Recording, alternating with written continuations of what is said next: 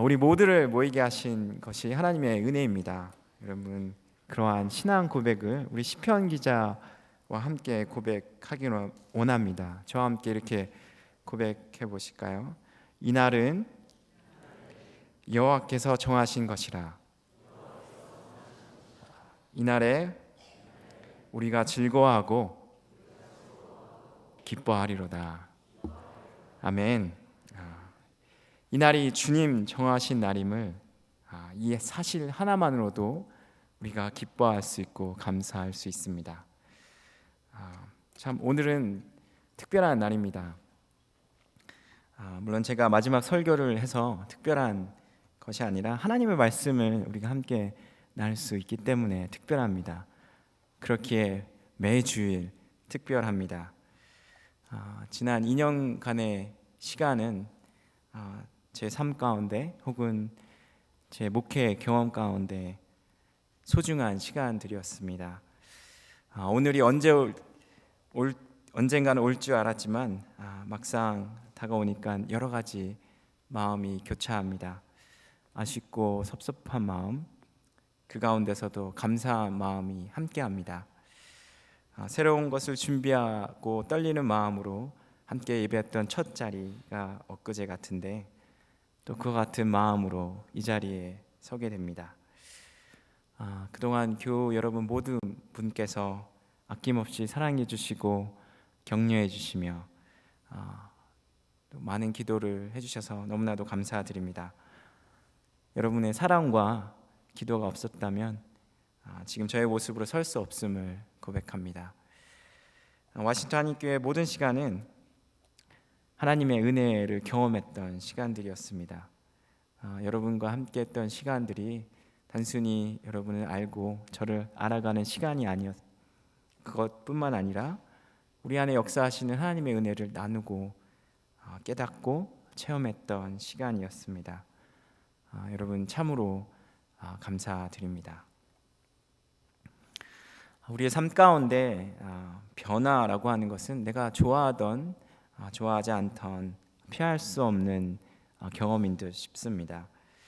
어찌 생각하면 나 중심으로 많은 것들이 변화하고 있는 것처럼 보입니다. 나와 가까이 있는 사람들 혹은 내가 속해 있는 직장, 학교, 사회, 이 세계, 우주까지 모든 것들이 변화합니다. 하지만 나 스스로 또한 변화하고 있다라고 하는 점을 생각해 본다면 변화라고 하는 것은 피할 수 없는 사실임을 깨닫게 됩니다. 매일 육체적인 변화를 경험하고 있고요.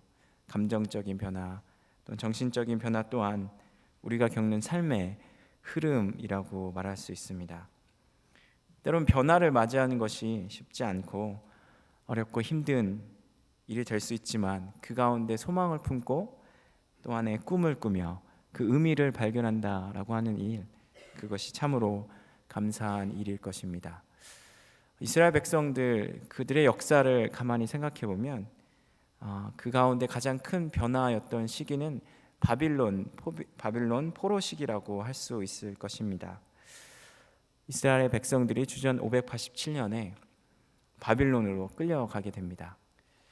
예루살렘 성전과 도시들은 바빌론의 군대에 의해서 모조리 파괴가 되었습니다. 또한 유다 지파 왕조 또한 끝에 이른 것처럼 보이게 됩니다. 나라가 없어지고 왕국이 무너졌으며 하나님을 예배하는 처소 또한 무너졌습니다. 모든 것이 무너진 상태이지요. 그렇게 이 바빌론 포로 기간 동안 이스라엘 백성들은 자신의 땅을 잃어버린 채 이방인으로 외국인으로 억압받는 이들로 그 땅에 살아가야 했습니다. 이러한 경험들은 변화를 넘어서 국가적인 패닉 상태까지 이르게 되는 것이죠. 오늘 함께 읽으실 말씀은 이 격변하는 시대에 이스라엘 백성들을 향한 하나님의 말씀이었습니다. 이사야를 보다 보면 그 이사야의 책을 전체를 세 부분으로 나눌 수가 있는데요. 두 번째에 해당하는 40장부터 55장까지의 말씀을 제2 이사야라는 이름을 붙입니다. 그것은 1장부터 39장까지에 나오는 이사야의 말씀과 문학적으로 혹은 내용적으로 다른 면을 갖고 있지만, 첫 번째 이사야의 사상을 따르고 있고 그 전통을 계승하고 있다고 하여 제2 이사야라고 부르게 됩니다. 그런데 이 제2사야가 활동하고 말씀을 전했던 시대는 바로 바빌론 포로 시대였습니다. 말씀을 전했던 이들 또한 바빌론에 살아가고 있었던 바빌론의 두 번째 세대들이었습니다. 그때는 아직도 느부갓네살 왕이 살아있고 바빌론 왕궁이 강성했을 때입니다.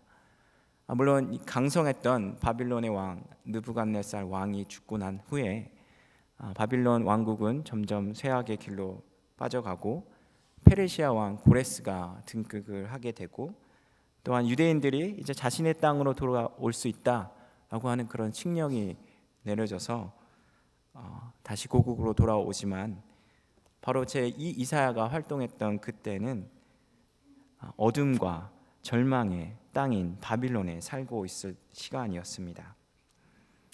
포로기 가운데 경험된 변화는 모든 것에 대한 끝과 멸망의 경험이었습니다. 하나님을 향한 믿음조차도 꺼져가는 불씨처럼 수많은 질문들과 깊은 수렁에 빠져 있었습니다. 포로기의 삶의 모습은 그저 절망과 탄식, 생존을 위한 노력만이 남아 있는 곳이었습니다. 시편 137편은 그들의 아픔과 절망을 그들의 처절한 탄식으로 보여주고 있습니다. 우리가 바빌론의 강변 곳곳에 앉아서 시온을 생각하며 울었다. 그 강변 버드나무 가지에 우리의 수금을 걸어 두었더니 우리를 사로잡아 온 자들이 거기에서 우리에게 노래를 청하고 우리를 짓밟아 끌고 온 자들이 저희들 흥을 돋워 주기를 요구하며 시온의 노래 한 가락을 저희들을 위해 불러보라고 하는구나. 우리가 어찌 이방 땅에서 주님의 노래를 부를 수 있으랴. 어찌 이와 같은 상황 가운데 노래를 부를 수 있겠습니까? 눈물밖에 나오지 않은 상황 가운데 소망을 품을 수 있겠습니까? 우리의 삶 가운데 이스라엘 백성들이 경험하였던 포로기의 경험, 그 같은 상황들을 만나게 됩니다. 사랑하는 이를 잃고 흐르는 눈물, 두려움 가운데 떨면서 기다리던 수술실, 내 삶에 급격히 찾아오는 병과 죽음은 노래가 아닌 눈물과 가슴 아림으로 그 시간을 지내게 합니다.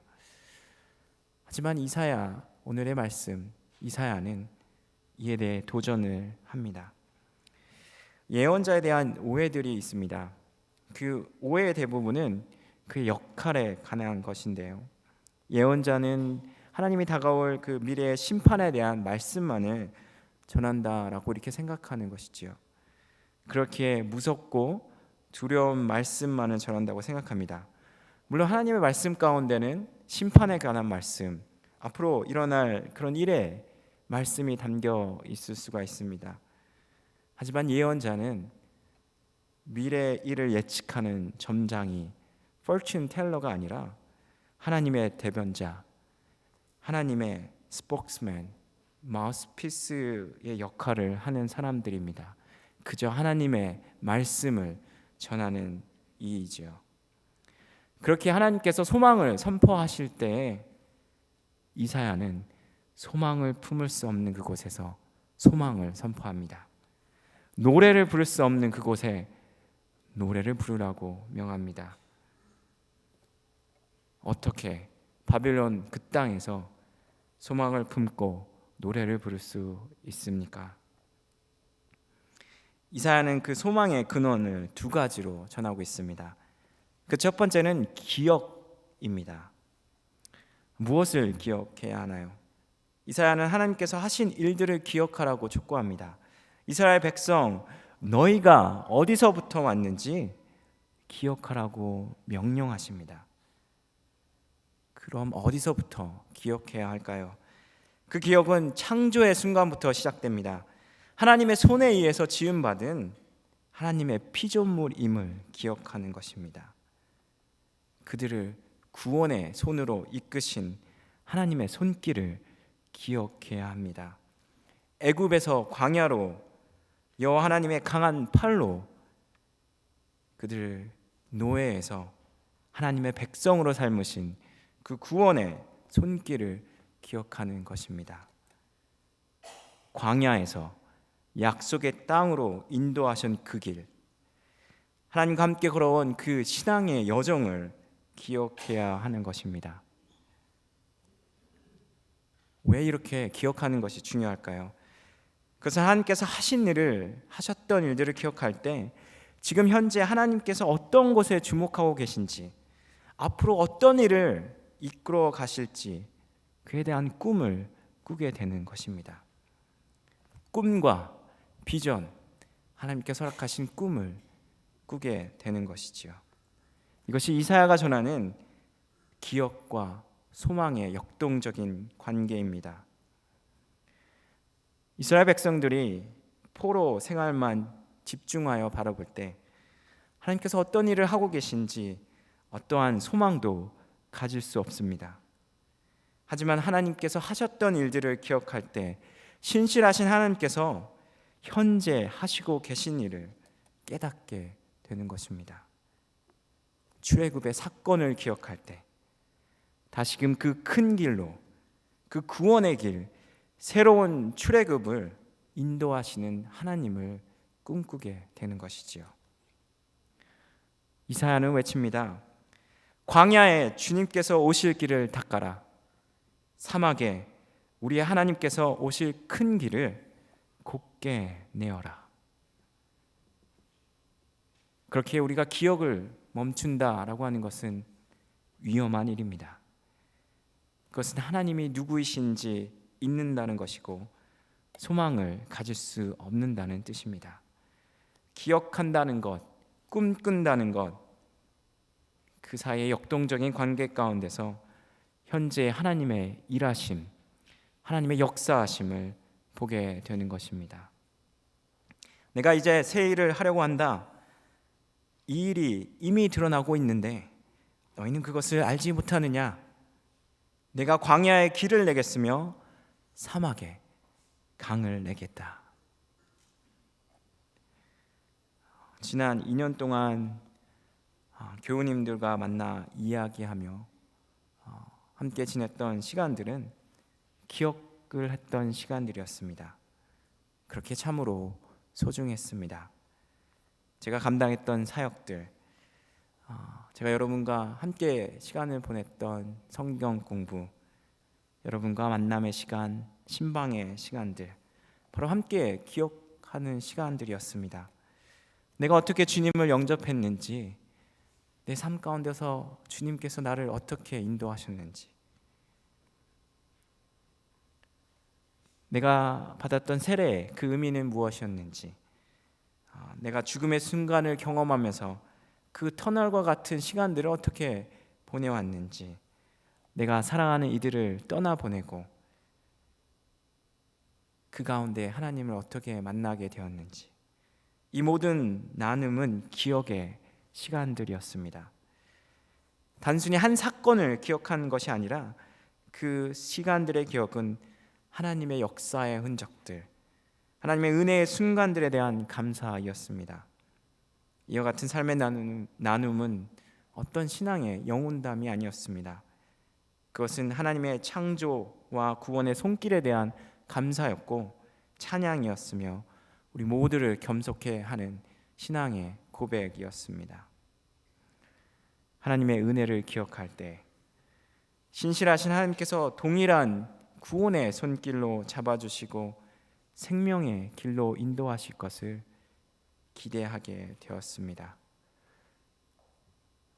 그렇게 여러분과 함께 머리를 맞대어 힘을 다했던 사역의 자리, 성경 공부의 자리, 병원의 수술실의 자리, 신방의 자리, 장례 예배의 자리, 이 모든 자리는 하나님의 임재를 경험하며 하나님께서 이루시는 놀라운 꿈을 꿈꾸는 예배의 처소가 되었습니다.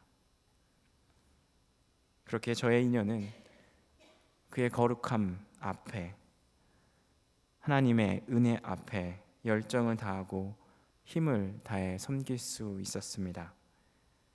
저의 작은 힘과 노력을 통해 주님의 계획과 뜻이 이루어지도록 꿈꾸며 주님 허락하시는 비전을 품어왔습니다.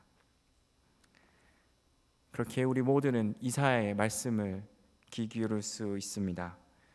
그는 계속해서 우리가 소망을 품을 수 있는 근거를 제시하고 있습니다. 그것은 하나님의 변함없는 말씀입니다. 한 소리가 외친다. 너는 외쳐라. 그래서 내가 무엇이라고 외쳐야 합니까? 하고 물었다. 모든 육체는 풀이요 그의 모든 아름다움은 들의 꽃과 같을 뿐이다. 주님께서 그 위에 입김을 부으시면 풀은 마르고 꽃은 시든다. 그렇다 이 백성은 풀에 지나지 않는다. 풀은 마르고 꽃은 시드나 우리 하나님의 말씀은 영원히 서 있다. 소망을 품는 것은 소리를 외치는 것과 같습니다.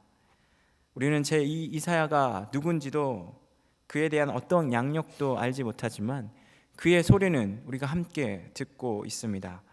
그렇게 함께 꿈을 꾸고 소망을 품게 됩니다.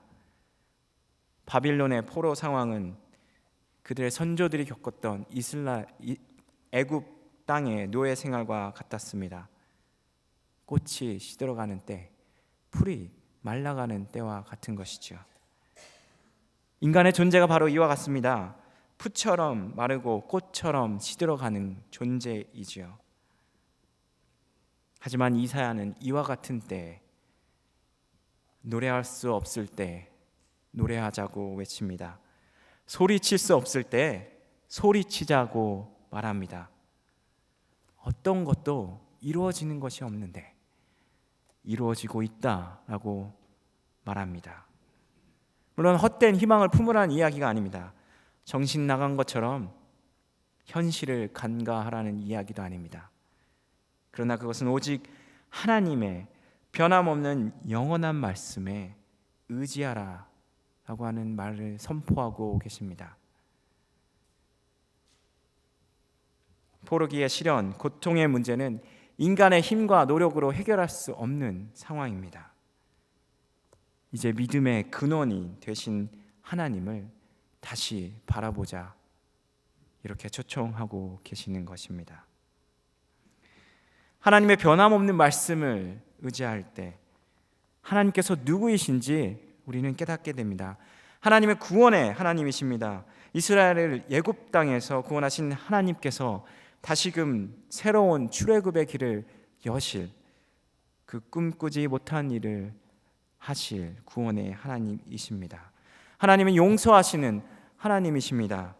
하나님과 맺은 관계가 깨어지고 멀어지며 정의와 공의가 무너지고 파괴되었지만 그 악한 길에서 떠난 모든 이에게 사랑으로 용서하시고 새로운 언약 안에서 사랑과 은혜의 관계를 세워나가십니다.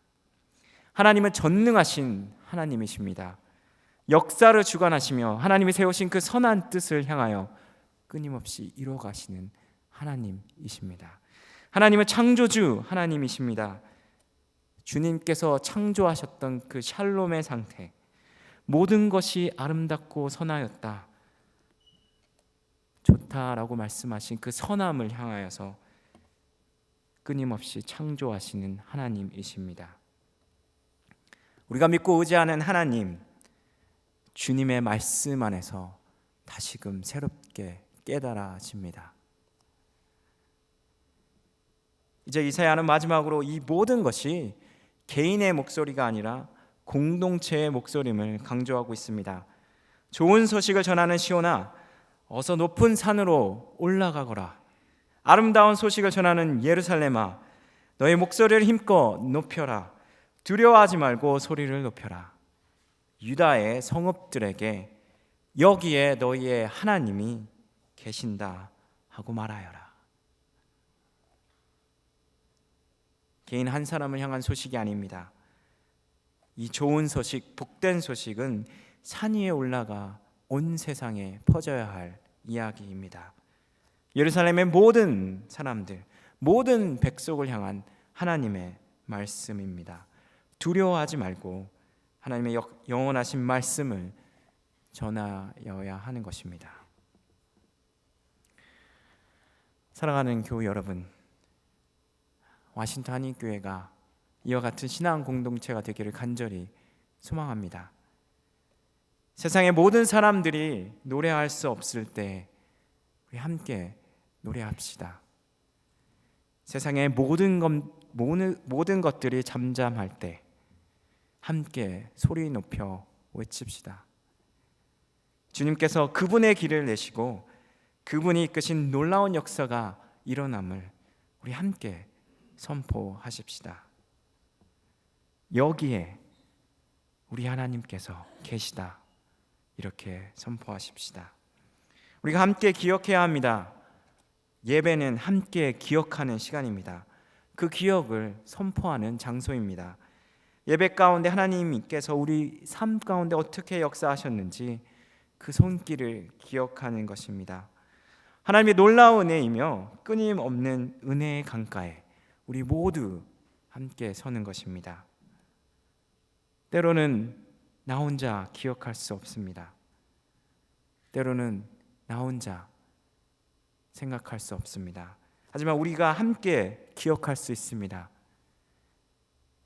우리의 지난 모든 발걸음이 하나님의 은혜였음을 함께 고백할 수 있습니다. 그렇게 우리 함께 꿈꿔야 합니다. 하나님이 이미 보여주셨던 놀라운 역사를 기억할 때 하나님께서 어떤 일을 지금 현재 초점을 맞추고 계시는지, 어떠한 일을 이루어 가신지 깨닫게 됩니다. 주님께서 구원하신 이들을 통해 여러분 모두를 통하여서 이루실 그 멋지고 놀라운 일들을 함께 꿈꿔야 합니다. 여러분, 우리에게 어떤 비전과 꿈이 있으십니까? 여러분의 삶 가운데 하나님께서 어떠한 일들을 이루어 나가시는 것을 꿈꾸십니까? 이 세상 안에 하나님의 뜻과 계획이 이루어지며 모든 민족이 예수 그리스도의 제자가 되는 것, 그날을 우리가 함께 꿈꿉시다. 예수 그리스도 안에 생명이 있고 오직 주님 안에 새로운 길이 열림을 함께 꿈꿉시다. 우리가 함께 말씀 가운데 서야 합니다. 하나님의 변함없는 말씀 안에 설 때 하나님께서 누구이신지, 우리가 누구인지 다시금 깨닫게 됩니다. 우리의 정체성이 깨달아지고 하나님의 꿈과 비전을 품게 됩니다. 사랑하는 교회 여러분, 와싱턴 한인교회가 이와 같은 교회가 되기를 간절히 소망합니다. 하나님을 향한 열정과 꿈, 예배와 찬양, 그리고 감사와 기쁨 끊이지 않기를 소망합니다. 저는 이제 여러분과 함께 할 수 없지만 하나님의 꿈과 비전을 함께 꿈꾸기 원합니다. 어디에서 무엇을 하든 하나님의 의와 나라를 세울 때 우리 모두는 하나님께서 귀하게 사용하시는 동역자로 서게 될 것입니다. 앞으로 기쁨과 감사로 다시 만날 날을 기대합니다. 저의 기도와 여러분의 기도로서 함께 교통하고 하나님이 이루어 나가실 그 꿈을 함께 꿈꿔 나가길 간절히 소망합니다. 여러분을 너무나도 사랑하시고 여러분을 통해 역사하실 그 하나님을 찬양합니다. 여러분 사랑합니다. 참으로 감사합니다.